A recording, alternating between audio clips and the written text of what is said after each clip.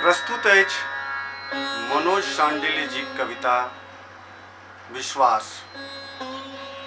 मनोज शांडिल्य नवका अवैध कवि सभक संग आ नवका कवि सभक जे सीनियर कवि सब छथि तिनका संग दुनू जे पीढ़ी अछि तकर सीमान पर ठाढ़ छथि आ हिनकर एकटा हाथ सीनियर सभक संग पुरि रहल छनि तऽ दोसर हाथ अपना से जूनियर पीढ़ी के संग आगू बढ़ि रहल अछि। मनोज शांडिल्य सीमान परहक कवि छथि जे एक संगे नव आ पुरान दुनू पीढ़ी के संग अपन यात्रा कऽ रहला अछि आ दुनू के संग धारा जोड़ी करैत हुनक कविता एकटा नव बाट दिस अग्रसर अछि।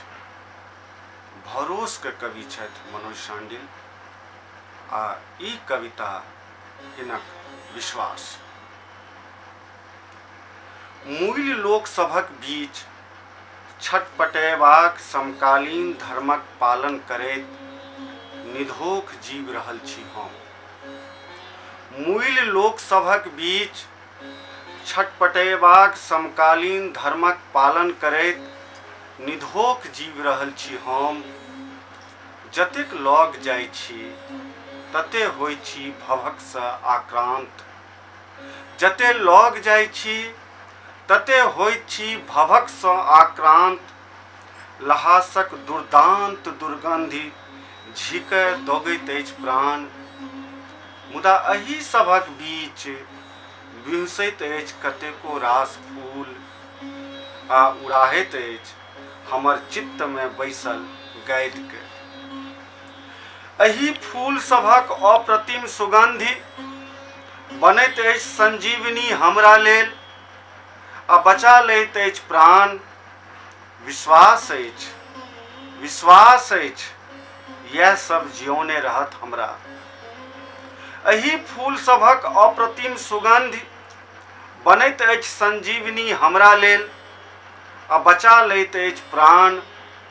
विश्वास अछि यह सब जियौने रहत हमरा।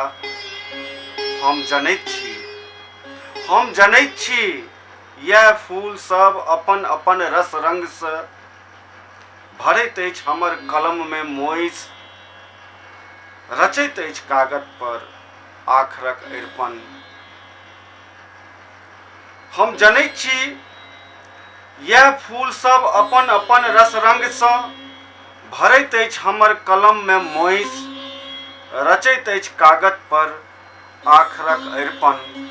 रचैत अछि कागज पर आखरक अरिपन।